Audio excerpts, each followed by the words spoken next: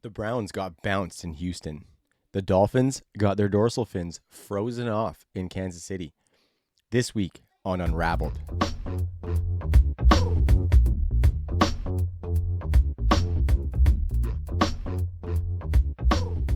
Detangling the threads that sew together the fantasy football fabric. This is Unraveled. I am Trav, hosting and West Coastin'.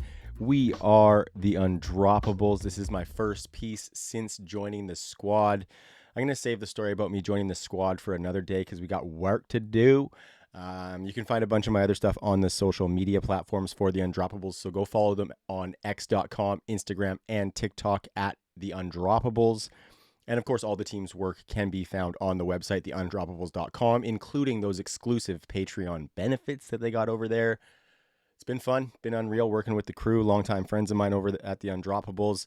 If you know some of my work, I am still working with True North Fantasy Football. So go check out True North Fantasy Football. It's going to be some co-branded content with the boys over here at Undroppables, as well as me dipping my hands into the cookie jar that is the Undroppables social media platform. So go check it out, please. Would love to see you go and follow there, as well as subscribe to this YouTube channel. I'm going to be putting some work in on the YouTube channel to build that up as well. So just really excited to work with the team. Really good group, super receptive to, me being a little bit gung-ho in the group chats, talking about content and things that we can do together. So really excited to do it. Really love the team and excited to push forward. But I said all that story talk about me joining the team and my history with the Undroppables crew, we'll save that for another day because it's time to pitter patter. I am going to be talking on this episode about a couple of teams that were eliminated from the wild card round of the playoffs. That would be the Browns and the Dolphins. I do plan on doing a little bit of a recap and offseason outlook for the other teams that were bounced. Just wasn't necessarily able to put them together this week to get it out before the end of the week. So stay tuned on the Undroppables YouTube channel for that. But yeah, talking about the Browns, talking about the Dolphins, I'm going to start in Cleveland with the Browns. They were 11-6 with that wild card berth, of course. Joe Flacco, what a story coming in there, and we're going to talk about that. But I wanted to kind of break down the free agents, the cap space, a little bit about what they did from an offensive perspective. And looking at the free agents that they've got, Kareem Hunt is kind of the main offensive player, not necessarily somebody that is going to be a huge dent in what this offense can do. Couple guys on the offensive line that they're going to have to bring back, some guys on defense, which was a solid defense this year. And of course, that guy, Joe Flacco, is a free agent and some decisions to make there. Looking at the salary cap, they are projected to be $18 million over. That's a big whoopsies. Might not have wanted to give that contract to Deshaun Watson, guys. But probably some guys that they could restructure. Nick Chubb, they got some decisions to make on that Amari Cooper contract as well. And of course, they've got to figure out what to do with Deshaun Watson in that awful contract that he's got. But we'll get there. We're going to talk a little bit about the offense here. They did, looking at rush to pass ratios, something I like to look at, looking at situations where they do it in the red zone on first down, on third down, things like that. The Cleveland Browns, they ran the ball 41% of the time in 2023. That was good for 14th most in the league. Actually lower than I thought it was going to be coming in. We know that Kevin Stefanski offense usually is heavily predicated on the run. Saw that last season as they were the 9th highest rate at 44.5% rushing, and then 7th in 2021 at 43.1%. What went into that? I think obviously Nick Chubb's injury was a big factor. Jerome Ford and Kareem Hunt, while they held down the role, they weren't doing what Nick Chubb did to make the team feel confident in giving them the work that Nick Chubb got. So I think he was a big factor in that. And honestly, moving into 2024, if they retool that running back room, I expect that rushing volume to go back up into that 43% range. Really fruitful backfield for Kevin Stefanski, and that goes back to his days in Minnesota. Remember when he came to Cleveland in 2020, Kareem Hunt was the running back 10 in PPR, and Nick Chubb was the running back 11. So there's some fantasy production to be had here.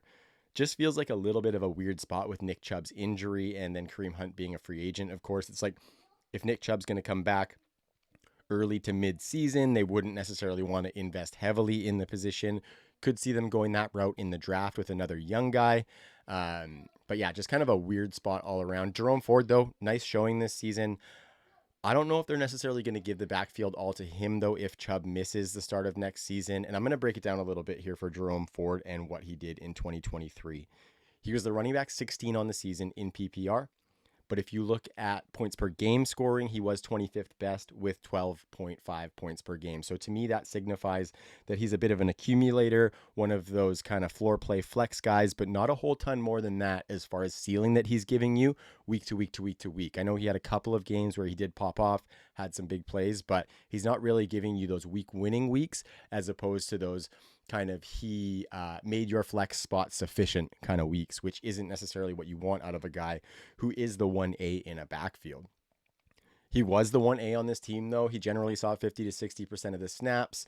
He had 40% of the rushes on games that he was in there, and that led the team.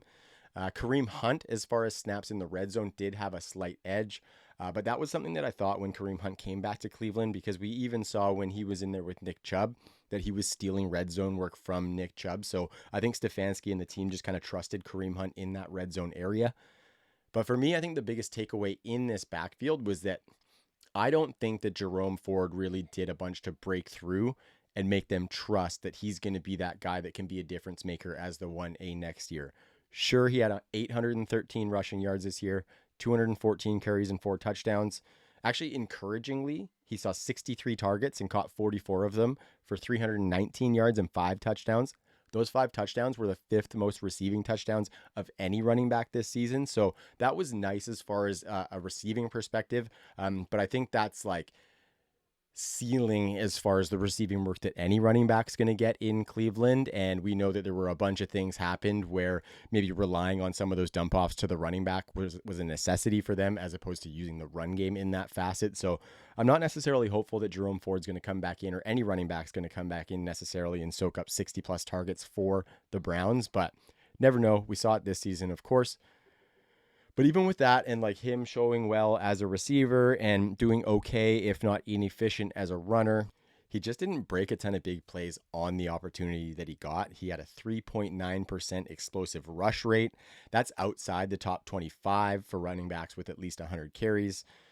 But when he did break those big plays, they were pretty big. Those 8 explosive rushes that he had were good for 266 yards, which was 13th best as far as explosive rushing yards per our friends over at Fantasy Points Data. But when you look at it, those 266 yards made up 32.7% of his yardage, which was the 7th highest rate. So 1/3 of his rushing yards were on explosive plays, but he only had 8 of those explosive plays. So they went for big yardage, but they were few and far between. And then if you take those out, obviously I don't like doing that. If he didn't have all these big plays, he blah, blah, blah, blah, blah. But if you look at those 8 runs, if you take them out, he had 547 rushing yards on 196 carries, which is 2.8 yards per carry. So if we're looking at what's the norm for this guy, I think it's not to have big plays, few and far between, and really, honestly, a low efficiency rusher that needs his offensive line to do a lot of work for him. Jerome Ford was 12th in missed tackles forced and 13th in that category on a per attempt basis. But I think that's a little bit misleading for Jerome Ford, maybe a little bit of David Montgomery syndrome, because he was also stuffed at the line of scrimmage on 53.4% of his runs. That's the 3rd highest percentage among those running backs with at least 100 carries. And a whopping 70.5% of his yards came after contact. So yeah, he was breaking a bunch of tackles. Yeah, he was getting a little bit of yards after contact, but I think that was more of a necessity than something that is a positive or a feather in his cap, because he wasn't necessarily dancing on fools. He was just breaking those tackles because he was getting hit behind the line of scrimmage, and his offensive line wasn't doing him any favors. Like I said, they gave him 1.18 yards before contact per attempt, and that was 38th among running backs with at least 100 attempts. And yeah, it just wasn't good all around necessarily in the run game, even though those kind of end of season numbers and seeing that he was a top 20 PPR back, that is a little bit misleading, just because if you look kind of under a couple of layers, it wasn't very efficient, and it doesn't really project forward to him being somebody who can be explosive or a difference maker on our fantasy rosters in the coming seasons. Essentially, he's a young guy too, so he's got a bit of time left in his career. So this is the time for us as dynasty managers to be evaluating if this is the guy that maybe we want to go after and buy. Maybe we want to sell him off that running back 16 season. I would be looking to sell as opposed to buying. He can be serviceable in a tandem role as he was this year, but he's not going to present you a bunch of upside. And I'm actually going to be keeping an eye on that backfield, because if they do add somebody with a little bit more explosion, then I might be a little more intrigued by that guy, especially in some best ball leagues, as opposed to Jerome Ford, who might get more opportunity, but be far less explosive. And I think with that signing as well, depending on how significantly they go at the position, that could tell us a little bit about Nick Chubb's recovery and when he might be back, which also tells us how heavily we want to invest in that guy, because if we think that he might be there for a little bit longer as the guy who's taken some good snaps, then we might be more willing to invest a little higher on that guy in this fruitful backfield for Cleveland. So don't forget about the Cleveland backfield. It's going to be a fruitful one. We just don't know what's happening. It's in flux. Just look for pockets to take advantage of that as well. And maybe if we see positive signs on the Nick Chubb front, maybe you go out and make a trade for him on the cheap for the event that he could provide some of that really big upside. I would caution with that, though. Getting up there as far as mileage, he has had a bunch of injuries in his career, so I wouldn't invest too heavily if you're going after Nick Chubb. But if somebody just wants to kind of get rid of him thinking he's a dead asset, I don't think he's that just yet. Okay, let's get to a bit of a happy story here. Aside from talking about Nick Chubb's injury, I'm going to talk about Joe motherfucking Flacco. He had an incredible end to the season. Not going to spend too much time on him aside from the fact that what he did was absolutely amazing. He came off the couch, took the Browns to the playoffs in what could have been just a nightmare season for the Cleveland Browns, with Nick Chubb's injury, Deshaun Watson playing bad, and then eventually getting injured with that fractured shoulder. So I think like this team, just the fact that Flacco came in and took them to the playoffs kind of overshadowed the poor play of Deshaun Watson and the debacle that was bringing him in. I think that's a win. Like if you can overshadow a debacle of that magnitude, I think that is a win. Flacco came in week 13, proceeded to be the quarterback 2 in points per game over the next 6 weeks with 22 points per game. He threw for 300 yards in 4 of those 5 games that he played, 3 touchdowns in 3 of the 5.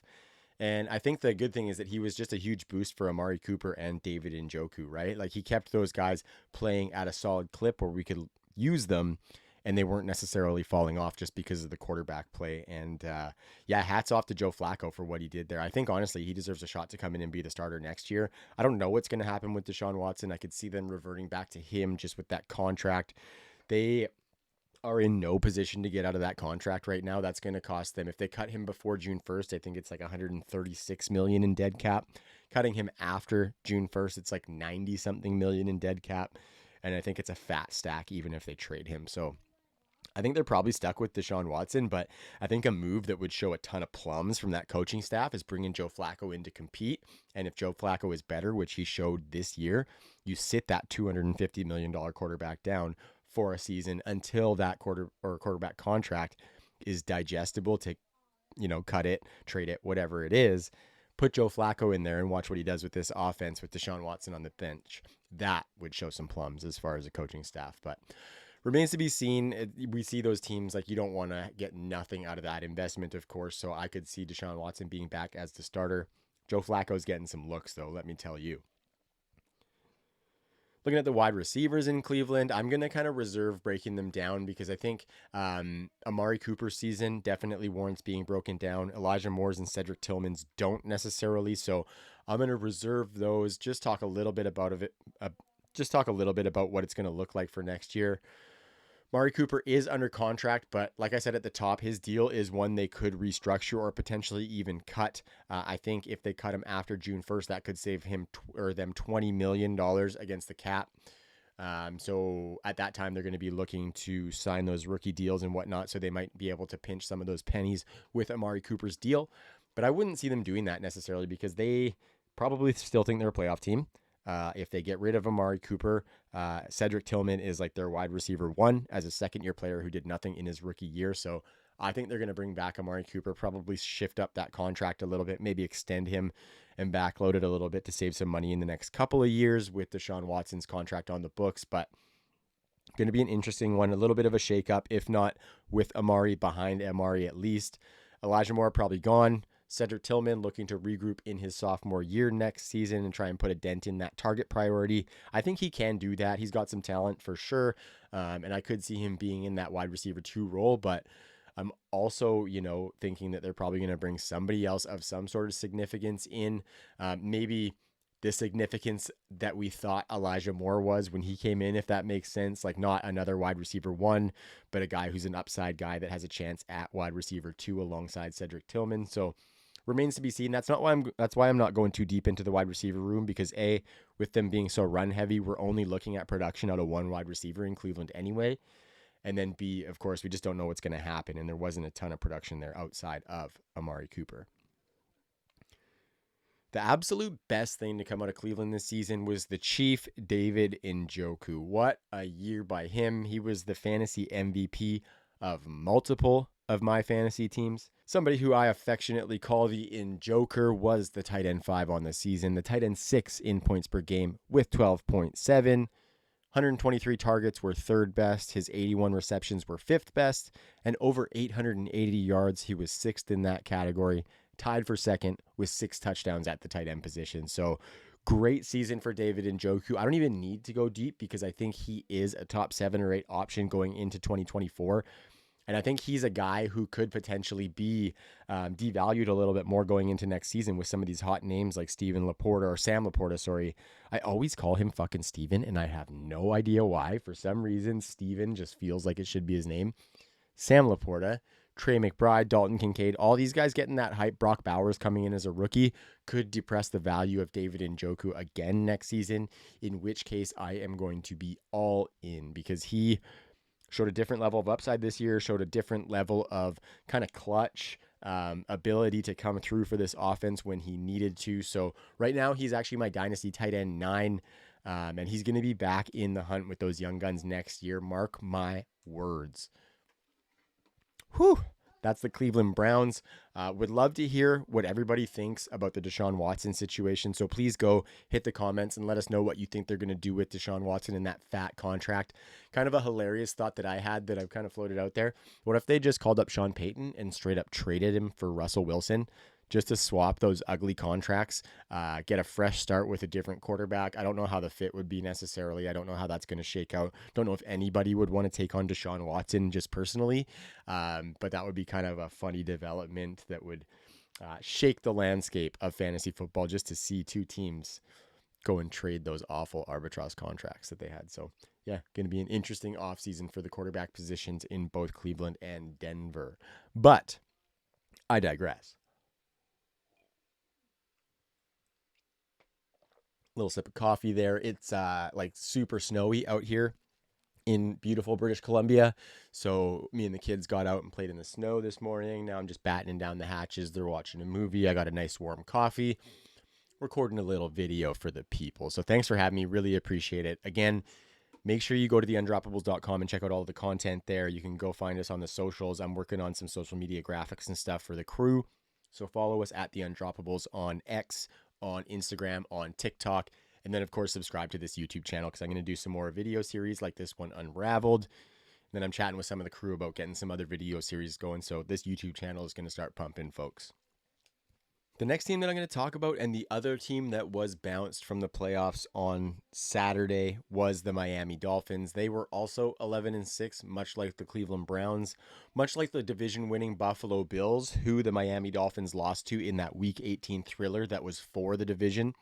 That loss essentially is what made them have to go on the road into a frozen Arrowhead Stadium and eventually lose to the Kansas City Chiefs. So where do the Miami Dolphins go from here? Looking at what they're going to lose as far as free agents, they're going to lose 3 starting offensive linemen, but as far as skill players, they're only really losing Cedric Wilson, Braxton Berrios, Chase Claypool. So that's not really a huge hit to this offense, and I think it's going to look largely the same going into 2023, aside from retooling of that offensive line potentially. And they've got some guys on defense that they got to re-sign as well, or not, because if you look at their cap, they're about $40 million over the cap, or projected to be coming into 2024. Not a ton of contracts on the offense that can help them, put a dent in that if they were to restructure or cut or whatever. I think that defense is going to look a lot different in 2024. A lot more maneuverability with the contracts that they have on defense than they do on offense. And really the offense is kind of the lifeblood of this team with Tyreek, Jaylen Waddle, Tua, Mostert, and Achane. Let's knock these wide receivers off the list first. I think they're kind of a quick win when we're projecting forward into 2024. We know it's going to be Tyreek Hill, and we know it's going to be Jaylen Waddle. Jaylen Waddle played 14 games this season, just over 1,000 yards. I thought that was a little surprising when I saw that, just because it felt like he had a very underwhelming season. It was, better than it felt, but it was still a little bit underwhelming. That being said, he has hit a G note in each of his first 3 seasons. He has seen a little bit of a dip in receptions, though, since Tyreek Hill came. He had 104 as a rookie, which was a record until Puka Nacua came around. But then the last couple of seasons, 75 last year and 72 receptions in 2023. I'm not super concerned about that, though, because if you look last year when he had those 75 receptions, he had his highest yardage total by a wide margin with over 1,350 receiving yards last season. So I think that lines up with his skill set a little bit better than the high reception, low yardage volume guy. I think he is one of those guys who can break a bunch of explosive plays on maybe lesser reception totals. So I'm not super worried about Jaylen Waddle and his, ultimate upside, even though he's not getting those 100 plus receptions per season. I think what attributed to his kind of lackluster feeling season was the fact that his big performances were very sparse this season. He only had 2 weeks inside the top 10, and only 6 weeks was he inside the top 20 of PPR wide receivers. Of course, a big contributor to that was a lack of touchdowns, only 4 touchdowns on the season. And I think the sour taste that's in our mouth from this season is the fact that he only had 1 touchdown in his last 7 games. So it wasn't a very good ending to the season for Jaylen Waddle as far as consistent fantasy production. Saw that dip. He was hurt a little bit in the fantasy championship, namely. But all that being said, I think he's going to be fine because he's locked in as the wide receiver 2 and the kind of second target getter on this offense. Still young, showed us some incredible upside already in his 3 seasons. He's still my dynasty wide receiver 13. Just way too explosive and, like I said, way too much upside. He showed that he can be a high volume target getter, or he can be an explosive play guy. So a lot of versatility in Jaylen Waddle. We love attaching ourselves to that passing game. If you can buy low on Jaylen Waddle after this season, I would be going after it. This offense is still going to continue to click, and Jaylen Waddle is going to be a big piece of that. So I'm buying. Speaking of explosive, his running mate Tyreek Hill rolls up to 2023 and almost duplicates his target reception and yardage totals from last season. The big difference from last season to this season is that his touchdowns spiked to 13 from 7 touchdowns in 2023, tied for the league lead this year with one Mike Evans. And I mean, not a whole lot you can say about the cheetah, right? He is liable to be one of the top 3 picks in fantasy drafts next year. He has got as much upside as anyone in all categories of fantasy production. So I'm going to save that Tyreek deep dive for another day because it's not really like a season recap. It's more of a comparing his 2023 to historical wide receiver seasons because it was that good. He's going to be off the board early in the first round, like I said, and I would be into him at that. I just think the 30-point games that he could give you is something that not a lot of wide receivers can. So definitely the first wide receiver off the board. I think with that depth, we're going to see some additions in this wide receiver room. I could see myself getting into those guys too. Like their third wide receiver, if they add somebody decent, is going to be somebody I'm intrigued by in my best ball drafts as far as triple stacking Tua or whatever. Just an offense you want to attach to. So make sure you're keeping an eye on the depth that they add because it could be somebody that comes in via injury and has some big production in 2024. Tight ends aren't super significant in Miami, although Durham Smythe had a pretty solid little season versus expectation this year. They kind of just get the residual targets, maybe some red zone work, which is what kind of buoyed Durham Smythe this year. I would love to see them get somebody a little bit more dynamic to come in and take in some of that work that Durham Smythe got, but he kind of showed that he could be serviceable too, so I don't expect them to go heavy. Jax would love to hear me say that I'd like to see a return for my boy Mike Gesicki, because Jax is a notorious Mike Gesicki hater. And honestly, I am standing on thin ice as far as a Mike Gesicki supporter, that's for sure. So not a position that they really prioritize in Miami. I'm not really going to be surprised if they don't do a ton of stuff that's fun at that position. I think the guy that's getting all of these pass catchers the ball is a hot topic right now. He's come up under fire after those 2 losses to finish off the season against Buffalo and then Kansas City in the playoffs. He was the quarterback 9 on the year, But on a points per game basis, he only scored 17 per, good for quarterback 18. Stayed healthy the whole season, which was really good after injuries the last couple of years. But I really think that kind of the whole of his season is better than the sum of its parts, or whatever that saying is. I don't know. I might not have got that right, but whatever. He led the league with over 4,600 yards this season, which was encouraging. Definitely baked into this offense is some big passing production. That 29 touchdowns that he got were sixth best in the league, but he had the fourth most interceptions on the season as well. So he was giving the ball away to the defense. Doesn't give you anything as a runner either, as far as looking at ultimate upside. 35 quarterbacks in the NFL had more rushing yards than did Tua Tagovailoa. Some of the big names in there: Tyson Bagent, Easton Stick, and Mac Jones, just to name a few. Tua is definitely more like a game manager plus. Definitely an adequate passer, though. I think a lot of people, I saw people say, the search for a franchise quarterback continues, and I'm not willing to necessarily go that far on Tua, even though I acknowledge that he has not done anything to take a leap to like Justin Herbert, Joe Burrow levels. I think he has showed that he can be that game manager plus who locks this job down for a while, provided he has a loaded offense around him. And luckily for him, he has a loaded offense around him, right? Tyreek Hill is definitely liable to take a game over. Adjust for that, Tyreek, Jaylen Waddle, this run game, I think Tua Tagovailoa is going to be fine as that fringe top 10 quarterback. In Dynasty, I have him as that quarterback 12, so he's just inside the quarterback 1 range. But I honestly think that if I anticipate him moving one way or the other, he probably would be moving down as opposed to moving up sometime in the future. But I think he's still going to be a serviceable starter for fantasy football with those tools around him. Of course, Mike McDaniel's offense is too good for him to absolutely tank.